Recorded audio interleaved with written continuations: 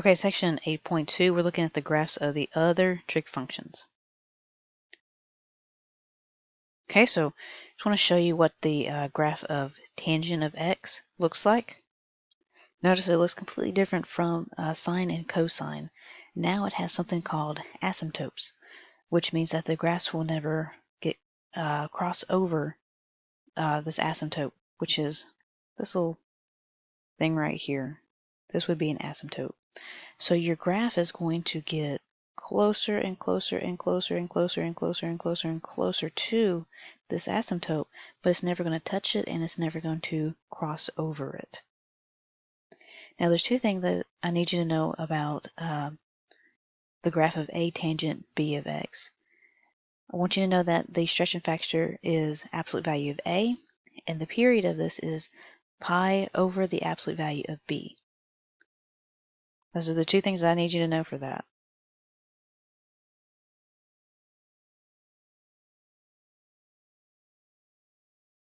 Okay, and then we'll take a look at the graph of cotangent of x. Notice this also has asymptotes. And actually looks like it's flipped from tangent, right? Okay, but this also has asymptotes as well. Now, same thing. The two things that you really need to know, the stretching factor is absolute value of A, and the period is pi over B.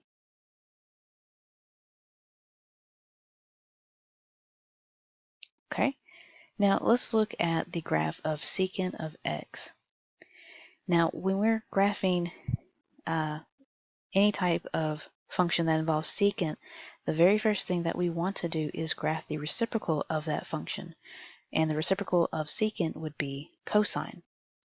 So we're going to use cosine to figure out what the graph of secant is. Okay, so here's cosine right here, this little blue part. Okay, notice where I've got a rise or a fall. So here's a rise. Then my secant is going to be right at this point right here, and then go the opposite direction. So it's going to about touch right here, and then go the opposite direction. Same thing here. Rise for cosine.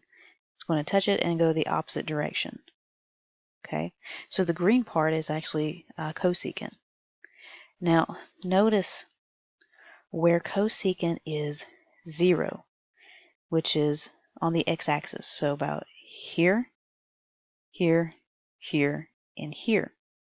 Well, if cosecant of x is equal to 0, and we know that secant of x is 1 over cosine of x, and for right now we know that cosine of x is 0, then secant's going to be 1 over 0, and anything over 0 is going to be undefined, which means you're going to have an asymptote at that spot. So that's why we have asymptotes right where cosine is equal to 0 or crosses the x-axis at this point. Now, when we do transformations, it doesn't always have to be where the graph crosses the x-axis, and I'll show you how to do that later. Okay, but the takeaway from this is if you're trying to graph secant, you have to have cosine first to figure out what secant is supposed to look like.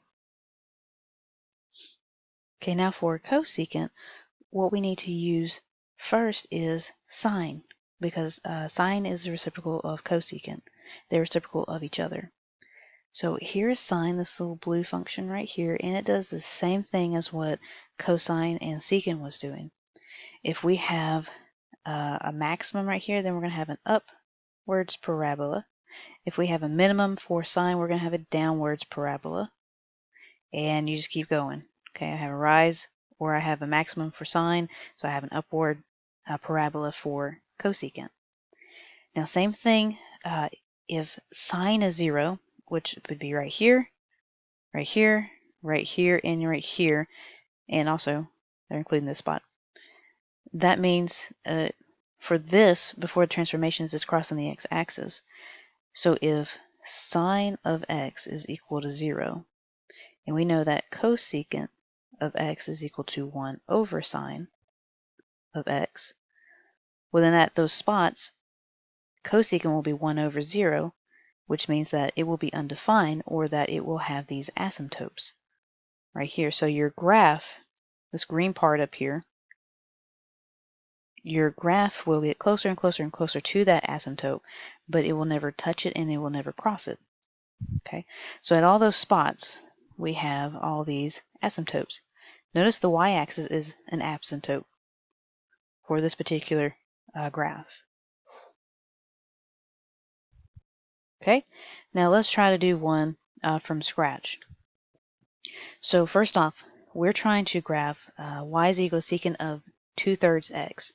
So the first thing that I need to do is I need to graph cosine of 2/3 x. So this is going back to what we did in 8.1. So I need to put whatever's in parentheses between 0 and 2 pi. So 2/3 x between 0 and 2 pi, and then I'm going to solve for x. So I'm going to multiply each term by the reciprocal or by 3 over 2. So times 3 over 2 times 3 over 2 times 3 over 2.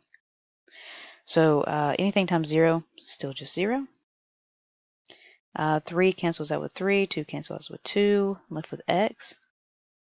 And then 2 will cancel out with 2, I'm left with 3 pi. Okay. Now, remember we went back to our t-table and we had 0, pi over 2, pi, 3 pi over 2, and 2 pi. Now, cosine started at 1, and then 0, and then negative 1, and 0, and then back at 1. Remember, sine started at 0, but cosine starts at 1. Okay, so whatever I did to these x values here, I will do to every single x value here. So I multiplied each one of those by 3 over 2, so I'll do the same thing over here. 3 over 2, 3 over 2.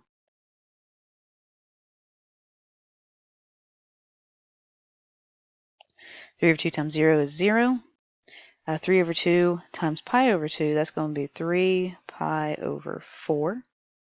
This will be 3 pi over 2. This will be 9 pi over 4.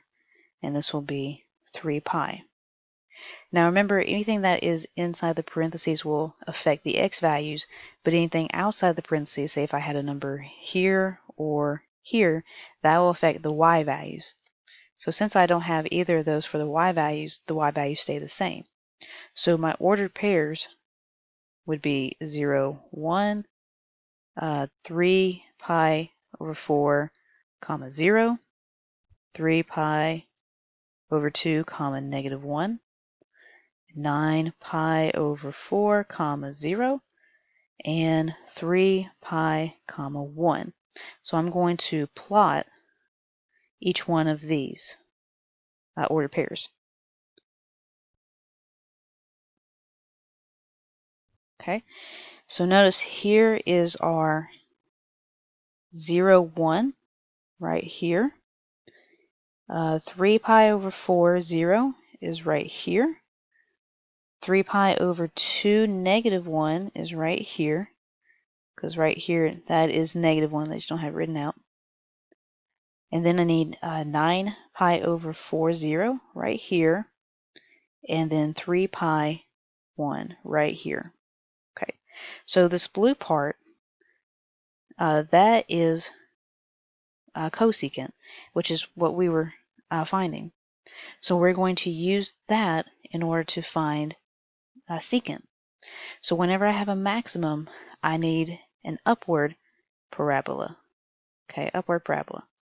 Wherever I have a minimum, I'm going to have a downward parabola. Okay, and then wherever I have cosine of that function is equal to 0, that's where I'm going to have asymptotes. So notice it is cosine is equal to 0 here and here. So at those points, I'm going to have asymptotes.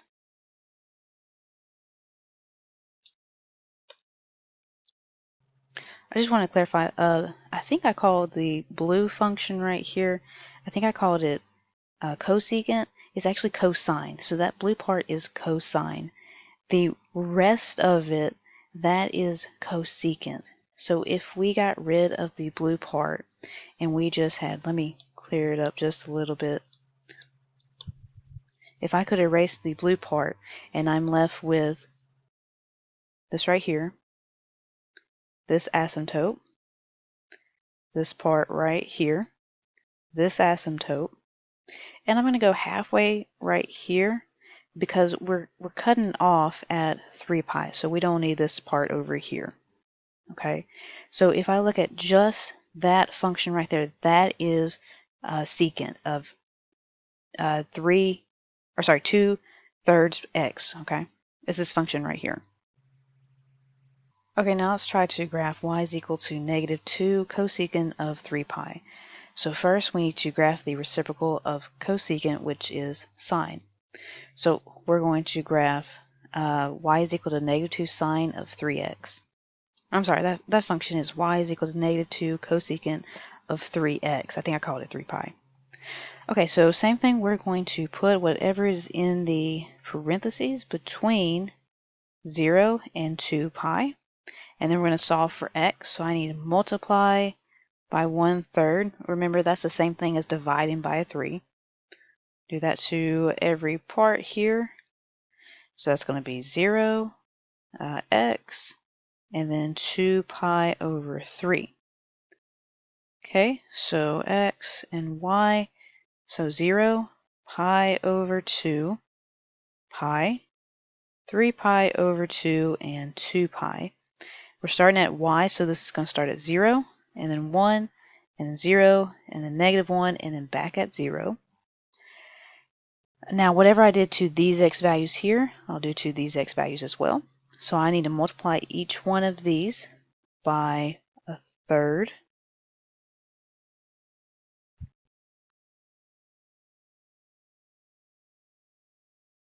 So I'll get 0 here. I'll get pi over 6, pi over 3. Looks like the 3's cancel here, and I'll get pi over 2, and then 2 pi over 3. And then notice I have a -2, or actually right here, -2 in front of sine. That's going to affect my y value, so I need to multiply each one of these times -2.